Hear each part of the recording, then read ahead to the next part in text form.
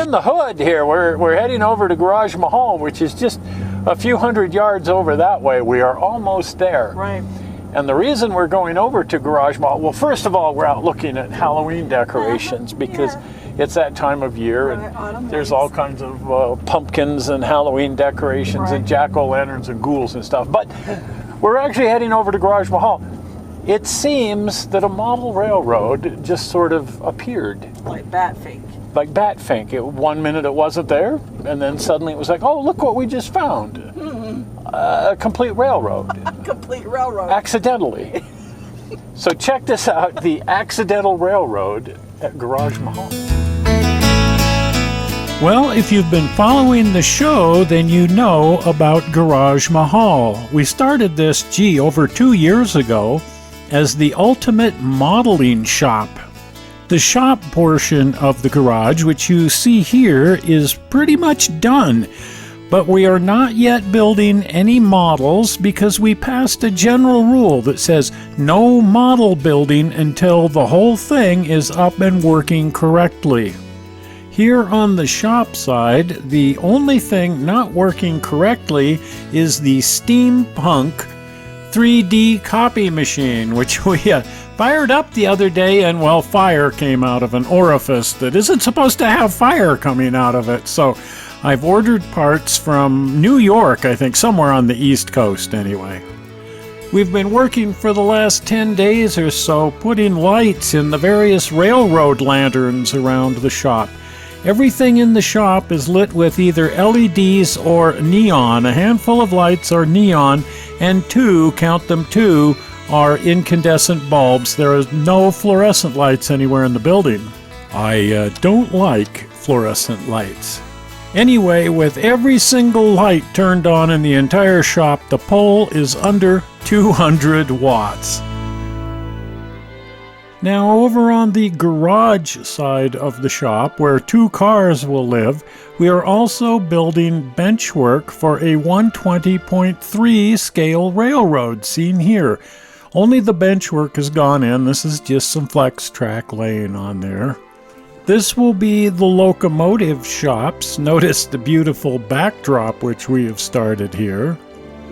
But one of the major projects is unboxing everything that's been stored in here, including boxes full of old buildings.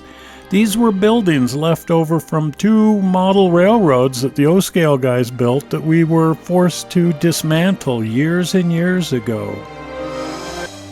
This was the MRS O-scale railroad in the MRS hobby shop, and we dismantled it in 2008. Now, most of the buildings, unfortunately, just got shoved into cardboard boxes and stored over here at Garage Mahal. But the ones built by Steve Stribble were generally taken over to his railroad, and they're over there now on Steve's fabulous O-scale railroad. But all these other buildings are here at Garage Mahal in various states of disrepair. They have been in storage now for 8 years.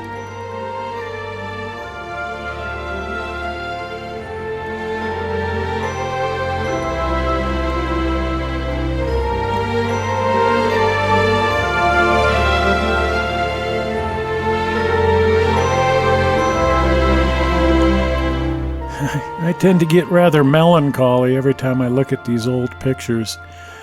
Now, this was a different railroad. This was a 2-foot gauge New England railroad, and these buildings here are also here at Garage Mahal.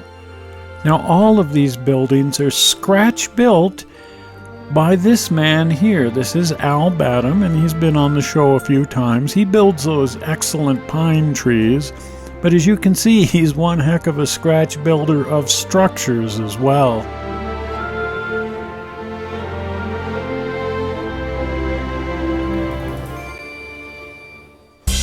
Okay, enough clomping down memory lane. So here are all these buildings in various states of disrepair, and I've been pulling them out and figuring out what in the heck to do with them.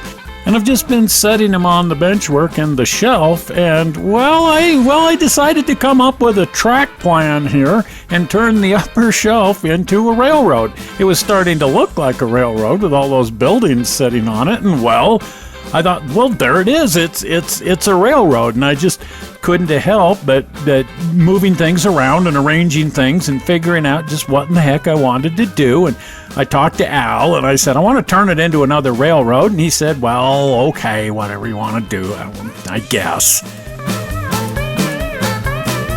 So anyway, I'm going to have 3 different gauges, O standard, this will be dual gauge, O standard and ON3, and then a second line in ON30, which will be kind of a high line.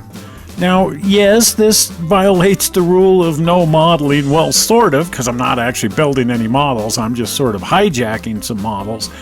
But I just couldn't resist the temptation, and after all, feces happens. So anyway, we're going to do several shows as we put this whole thing together over the next few weeks or months or years or whatever it ends up being. Should be a lot of fun, so follow along with us.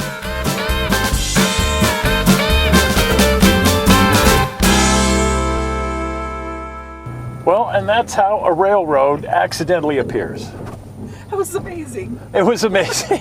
Open a box, see what you can find. See what you can find. Didn't really expect that to happen. Didn't really expect to even have an O-scale railroad at the garage, but suddenly there was one. There it is. Don't argue with it. It's destiny. That's right. And we almost have the steampunk 3D copy machine working. Oh boy. We actually fired it up for the first time the other day, and fire started coming out of a place where fire's not supposed to come out. Oh my. So we're waiting for parts from Cincinnati. And we'll know more tomorrow. At any rate, hopefully that will all go well. Yeah.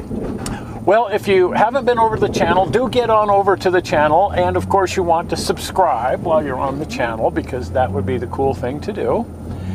And you can get to the channel and you can subscribe by clicking on zing, this blue button that just appeared right here that says subscribe, because it's literal, subscribe. Well, anyway, we're not quite sure how you found this fun and idiotic movie on the internet. We hope you didn't find it boring, and we will see you here again in 1 week with some more massive screwing around. We'll see you then. Bye-bye. Bye.